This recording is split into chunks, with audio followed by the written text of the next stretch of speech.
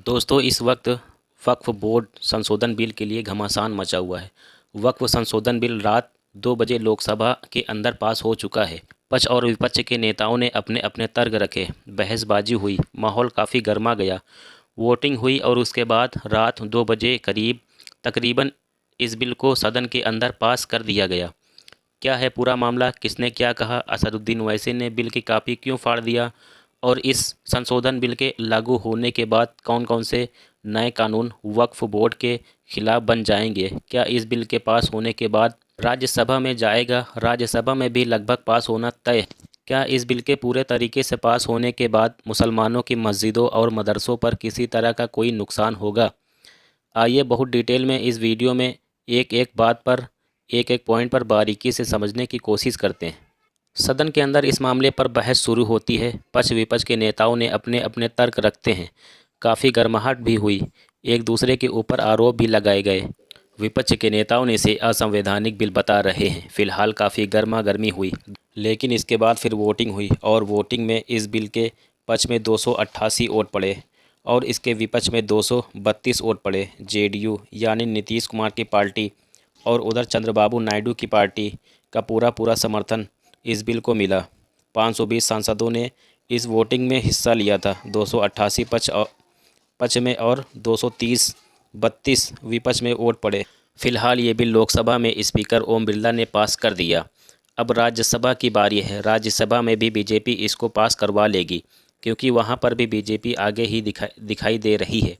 236 इस वक्त सांसद हैं राज्यसभा में। बीजेपी के पास 115 हैं, 6 और उनके साथ हैं, कुल मिलाकर 121 होते हैं। कांग्रेस के पास 85 हैं और लोगों को मिलाकर 30 और शामिल हो जाएंगे, तब ये भी बिल विपक्ष के फीवर में पास नहीं हो पाएगा। इसलिए राज्यसभा में भी बीजेपी इसको आसानी से पास करवाकर और इस नए कानून को जो संशोधन किया वक्फ कानून में उसको पास करवा लेगी। काफ़ी सारे लोगों को अभी भी समझ में नहीं आ रहा है कि आखिर ये बिल क्या है, इससे क्या होगा। दोस्तों, आइए जानते हैं इसके बारे में। जो कानून था वक्फ प्रॉपर्टी का, वक्फ बोर्ड का पुराना, उसमें संशोधन किया गए हैं, यानी कुछ बदलाव किए गए हैं। कुछ धाराएं हटाई गई हैं, कुछ नई धाराएं जोड़ी गई हैं। अब इसी को लेकर कहा जा रहा है कि जो नई धाराएं जोड़ी गई हैं, पुरानी हटाई गई हैं, तो जो जानकार हैं वो कह रहे हैं इससे कानूनी अधिकार बढ़ जाएगा सरकार के पास और सरकार सभी प्रॉपर्टी पर नज़र रखेगी। डॉक्यूमेंट मांगे जाएंगे, पुरानी से पुरानी वक्फ प्रॉपर्टी के तो नहीं निकलेंगे। इससे सरकार को कब्जा करने में आसानी हो जाएगी।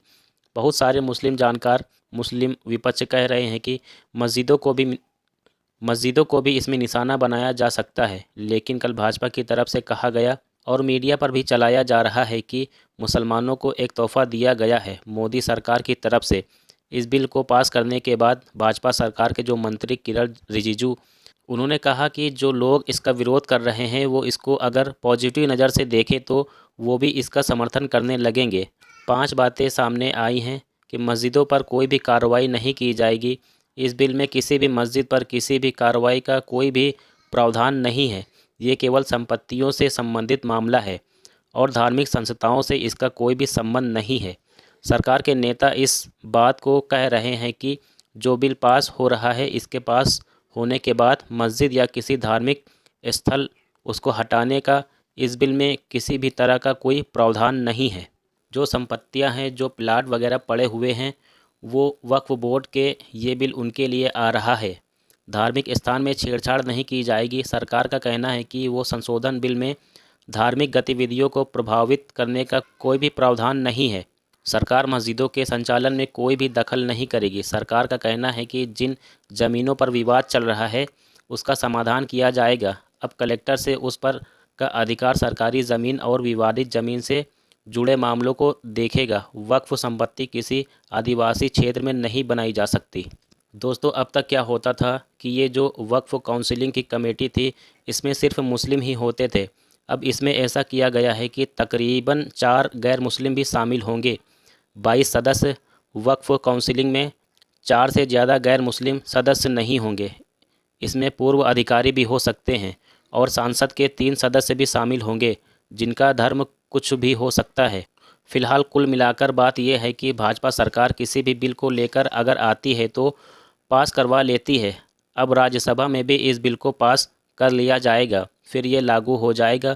काफ़ी सारे लोगों की तरफ से, विपक्ष के नेताओं की तरफ से ये भी कहा जा रहा है हम इसके खिलाफ प्रदर्शन करेंगे, और बहुत सारे बयान, बहुत सारी बातें मुस्लिम धर्म गुरुओं की तरफ से आ रहे हैं और असदुद्दीन ओवैसी की तरफ से खासकर आ रहे हैं। उन्होंने तो सदन में खड़े होकर बिल की कॉपी को फाड़ भी दिया था और कहा यह बिल मुसलमानों के साथ अन्याय है, एक जंग का ऐलान है, हमारे मदरसों और मस्जिदों को निशाना बनाया जा रहा है। ये सरकार झूठ बोल रही है कि इससे गरीब मुसलमानों का भला होगा। मैं बिल का विरोध करता हूँ, ये संविधान के आर्टिकल 25 का उल्लंघन है। असदुद्दीन ओवैसी ने कहा कि इस बिल से जुड़ी सरकार हमें गलत जानकारी दे रही है। बीजेपी बोल रही है कि इस बिल से कुछ नहीं होगा, लेकिन इस बिल से मुसलमानों के अधिकारों को छीना जा रहा है। इससे तो प्राचीन मंदिरों की हिफाजत होगी, मंदिरों की नहीं। सरकार हमें गलत जानकारी दे रही है। असदुद्दीन ओवैसी ने इस बिल को असंवैधानिक बताते हुए कहा कि आर्टिकल 25 और 26 का उल्लंघन किया जा रहा है। ओवैसी कहते हैं कि यह बिल अनुच्छेद 25 और 26 का उल्लंघन है। बीजेपी बिल पर झूठ फैला रही है। ये बिल आर्टिकल 14 का भी उल्लंघन है। वक्फ बोर्ड की पूरी तरह से धार्मिक संस्था है, मुसलमानों के अधिकारों को छीना जा रहा है। इस बिल में एसटी के नाम पर गुमराह कर रहे हैं। ओवैसी कहते हैं कि वक्फ बिल के जरिए मुसलमान को दूसरे दर्जे का शहरी बनाने का मकसद है। ये बिल असंवैधानिक है। बीजेपी मंदिर और मस्जिद के नाम पर झगड़ा करवाना चाहती है। असदुद्दीन ओवैसी ने कहा कि गांधी जी के सामने जब एक ऐसा कानून लाया गया था जो उनको कबूल नहीं था, तो उन्होंने कहा कि इस कानून को मैं मानता नहीं हूँ, उसको फाड़ता हूँ।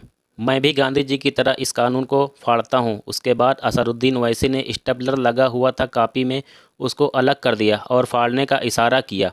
असदुद्दीन ओवैसी ने जब ये बयान दिया तो उनके बाद बीजेपी के सांसद जगनदीप बीका पाल ने कहा कि असंवैधानिक काम तो असदुद्दीन ओवैसी ने किया है, उन्होंने बिल फाड़कर असंवैधानिक काम किया है। फिलहाल काफ़ी गहमा गहमी रही सदन के अंदर।